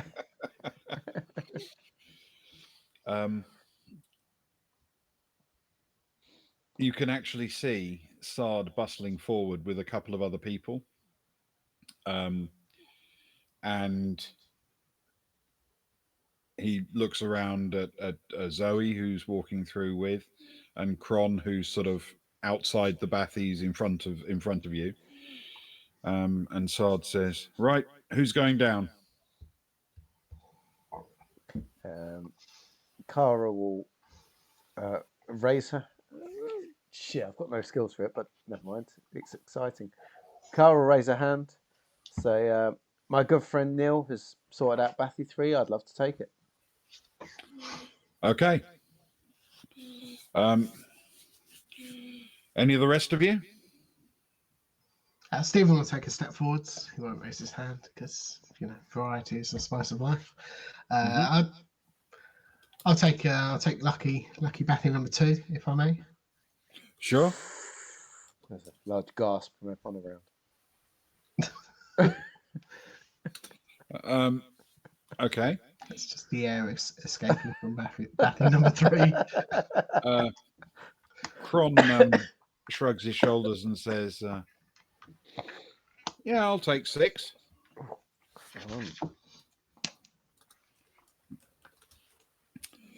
And Kron's too excited. Zoe nods, sort of, quite calmly, and says, and I'll be taking it easy up here. Wise choice. It's your birthday. Enjoy yourself and relax. Okay. So there's a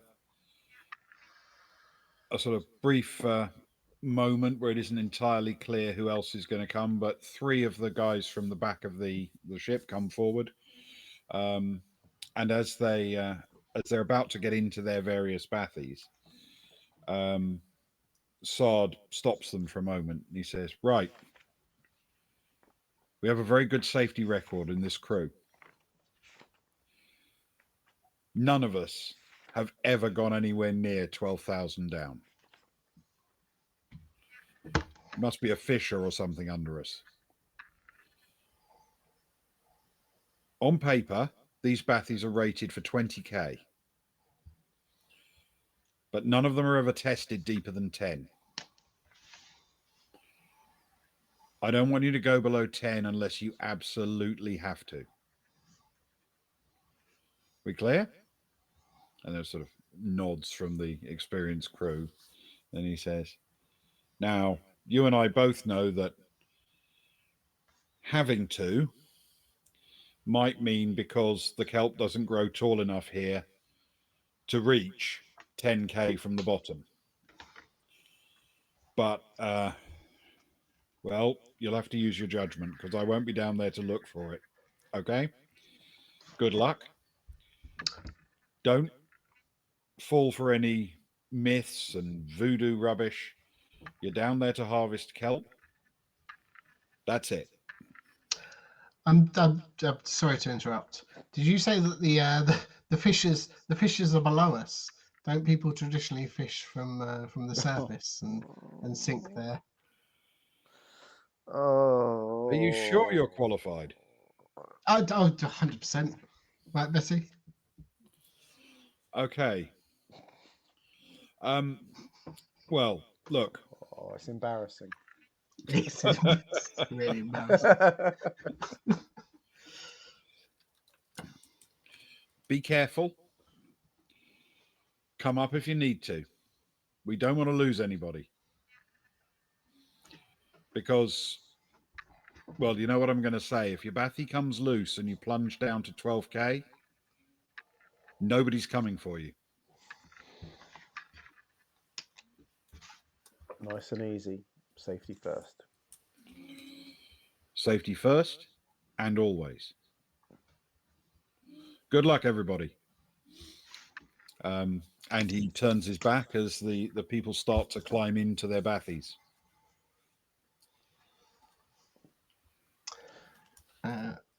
Stephen will do the same with probably a little bit of nerves, given the speech that we just received. Seems very serious stuff. Yeah. It's apparently deeper than they generally would go. Funny that. Stay safe, Steve. Neil. See you back up here soon. Let's hope for a bumper harvest today. Okay. So each one after another, you climb into your bathies. Inside, what you're in is kind of like a small, roughly spherical submarine on a cable. However, like a specialized diving bell. However, the controls are much more familiar to you because when you're in the actual seat, you effectively climb into the controls almost as if you're climbing into a vac suit. Ah. There's a place for your head which you can turn left and right, which brings up a picture from outside, which right now is showing a windswept ocean surface with very choppy waves. Um, the the controls are like pushing your arms into the hands of a vac suit.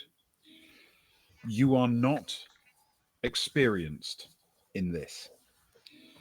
So I'm going to ask a very obvious question. Hmm. What are your vac suit skills?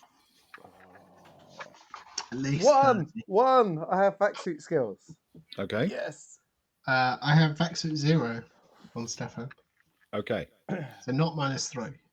No, that's fine. I am going to suggest that throughout Is it? all of this, you can use your vac suit skill unless you happen to have a submarine skill, for example, in which case you can use that instead. Who's got submarine But you skills, will use your honestly? vac suit skill at -1 for every check you do that requires Ooh. manipulating it. So that means a vac suit of 0 will count as -1, not as -3. Okay. That makes sense? Yeah. Also, look, I was really tempted to take submarine Were you? Yeah, you when remember we us were talking about it, yeah? generating these characters. Really Oh. tempted. They don't have wings, do they, Ben? Yes. these guys are No, no, sadly not. no, didn't think so. That sounds very fair then. In that case, All right. In that case, the the final sort of green light check, and all 6 bathies start to move out away from the ship as if they're on extending cranes, which is in fact exactly what they're on. From above, the ship would look as if it was sort of stretching out insect legs in all directions. And once they're out far enough, the bathies start to descend. They plunge down into the ocean surface pretty quickly and then start falling rapidly through the water. For a little while, you realize that the water's incredibly clear. Looking around, you can actually see the other bathies going down for quite a while. But the water itself eventually reduces the light level until it becomes properly dark. And then one by one, through your camera suits, you can see the sort of lights outside fire up on each bathie, illuminating the sea immediately around it. And you can clearly see the lights of the other 5 bathies around you. The sensors and systems on the bathies start to show your depth. And as you pass through 1,000 meters, there's a pretty obvious sense of oppression and pressure on the outside of the hull. Even though these machines are designed to take it, there's a slight sense of a creaking and groaning in the crystalline structure of the outside of the bathy. And in Kara's case, she's sort of thinking, I really hope Kron did this right because he's never seen one before. And it starts to go deeper and deeper. 2,000, 3,000, 4,000, 5,000 meters, plunging down through the oceans at a fair old lick. And periodically, because you have control of which way your bathy is facing, if you like, so you can turn around and watch the other bathies descending at the same rate all around you. And you can spin them out, sort of looking out into the ocean. And there seems very, very little to see at all.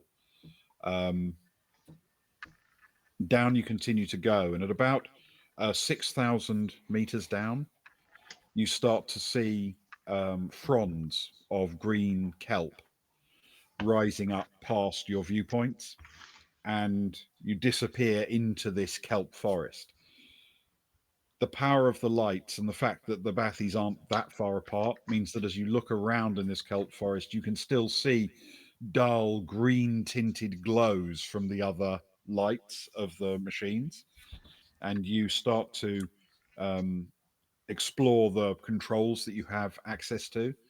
On the ends of extending arms to these bathies, you have tools to cut kelp, and those tools are attached to chain-like devices which will suck anything or drag anything you've cut up and onto the cable that holds you to the ship to be pulled up as you harvest it. You have no side to side control of your location. You can't change your position until the cables start to slow down. As you reach 9,000 and then close towards 10,000 meters, the kelp is thick around you in all directions. And as you slow down to 10,000 meters, they all come to a stop. And then there's a sensation of almost buoyancy. The system automatically changes the density of the bathy to perfectly balance you at this depth.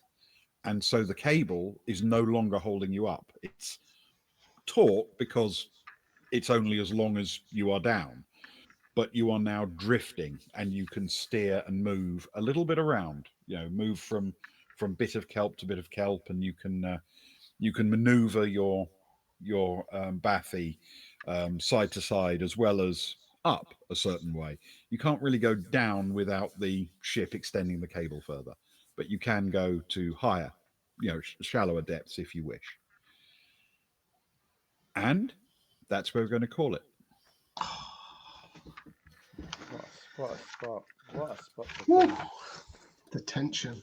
Oh, I don't know. The tension's just given up a little bit now that we've got a bit of movement. No, I changed my mind. The tension's definitely still here, and I don't like it.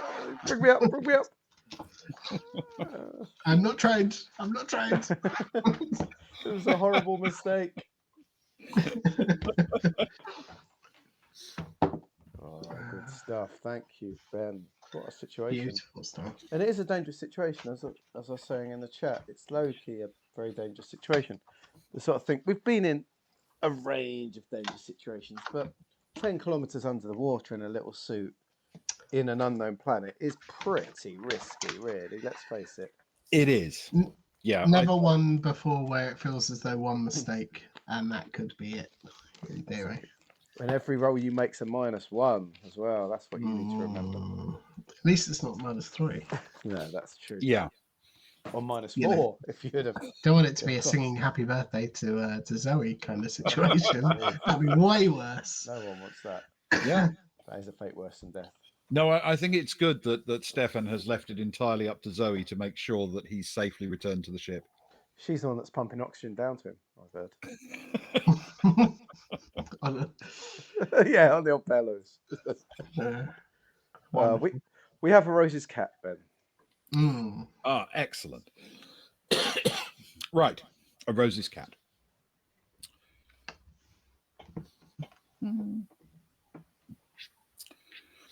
Of all the engineering projects that the Baltic Star had undertaken, this was perhaps the smallest. A simple programming change. The plan was to change the system to modify the way the cat's automated access through the ship's doors worked. Arguably, the team of people assembled to carry out the work and then test it was vastly overqualified. Both the ship's skilled engineers had worked on the modification, while two of the vessel's most threatening people watched, waiting to carry out the required testing. Bear in mind, when the ship had been entirely reworked to fit her with weapons and a new control system, one engineer was considered sufficient. Of course, this latest upgrade was for the benefit of Rose's cat, Caboodle. That changed things, as everyone felt that the welfare of the tiny creature was among their most important responsibilities. Should an enraged Moamph tear the ship's surgeon, Gurg Sutter, limb from limb, then everyone would feel sad about it. Their misery would be nowhere near the same intensity, though, as if they discovered that Caboodle hadn't been fed for the entire morning. So, testing. The plan was simple. The computer had been told to consider Jural Cags, the scruffy mercenary, as non-human and an unknown monster for the test. Cags tried not to take it too personally that when such a role was needed, he became everyone's instant choice. Meanwhile, Zoe would represent, well, Zoe, a member of the crew. They needed to find out if Caboodle could walk to a door and it open automatically when the kitten was alone in a compartment. That test would essentially happen anyway, 1,000 times a day. More importantly, they needed Caboodle to try to open a door when in a room with Zoe, or Cags, or both. In principle, Zoe's presence shouldn't change anything. But if Cags was in the room, alone or with Zoe, then the doors should change, so only a crew member could open them manually. That way, no alien creature, Cags for the test, could chase the kitten through the ship. The first problem was that as soon as everyone needed the cat to be present, she was hiding. Probably every cat owner knows the way a cat is often invisible when needed. On the Baltic Star, that wasn't a problem. The computer knew exactly where the cat was in the ship at all times. Given there were 4 highly competent people who set off to collect the tiny kitten and take her to the lounge for the test, it took them only just over an hour to untangle her from Rose's bed. Finally, the kitten was put into the lounge with Zoe. Everyone watched as the Zodani walked to the door and stopped just before it would open automatically. In just a moment, the kitten walked around her and the door slid open. Perfect. Now it was time to test with Cags. Caboodle was left in the lounge with the mercenary, and on Rachel Axis's instruction, he was to chase the kitten from the room. In theory, the door wouldn't open automatically. 3 pairs of eyes watched the camera intently. Cags leapt from a stool to the floor and ran towards the cat. "Shoo," he said, the way giant lizard monsters do. Caboodle took one look at the vast human charging towards her and ran towards Cags, and then stopped at his foot, purring and rubbing her head against his boot. Zoe sat back in engineering where she was watching on the screen. "We did not consider that." There you go. Classic cat. Oh, Classic Caboodle. kittens always draw themselves to the most ridiculous bedfellows. Thank you, Sparrow, for that. Thank you, Ben, for your ongoing Rose's Cat adventures that bring warmth and joy to all of us. And, Well, it's a nice way to end a story when half the crew is hanging 10 kilometres down in a frozen ocean. Exactly. It brings a bit of warmth and happiness. I appreciate that. Thank you, dear friends, for joining us this evening. Next, for those that are traveller first and foremost, next Friday we won't be travelling because Ewan has selfishly decided to take a family holiday somewhere. Apologies. You just can't get the staff. I know, it's appalling, isn't it? So we'll do it in a couple of weeks' time. So I know, right? I suppose. But we'll be back soon. It leaves it hanging for longer, basically. It does mean that it leaves us hanging for longer from the ship. Literally, It does also mean that you don't get any ridiculous, stupid jokes about Fisher people. That's why I tune in, quite frankly. Otherwise, terribly awful. It's not even a pun at that point, is it? It was certainly something. But, there's none of that next weekend, so tune in. For what we don't know, but it'll be something. Yes, there will be something next weekend, hopefully Friday and Saturday, and we will be back tomorrow night for a stream. We're going to do, something that Luke runs tomorrow night. I think the plan is for the second part of an adventure that Ben and I have are working through. Ben is the we're very fortunate in that we came across some footage, didn't we, Ben? Of it comes from a ship that was orbiting Jupiter at the time, and it appears to be the last recording from the orbiting space station at the time. And we got halfway through the footage a couple of months ago now, I believe, and I think we're going to replay the second half of the footage tomorrow. Yeah, finish off that story, which is ironically not that different from hanging on the end of a cable in a frozen ocean. There's many similarities. So join us for that tomorrow evening, and then some stuff next week that we don't know yet. Yes, But there'll be something. there will be indeed. Thank you so much, guys. Thank you to everyone in chat. It was fun. Lots of fun. Yeah, thanks. Cool. Sleep well, guys. See you soon. We love you all. Good night. Good night, all. Good night.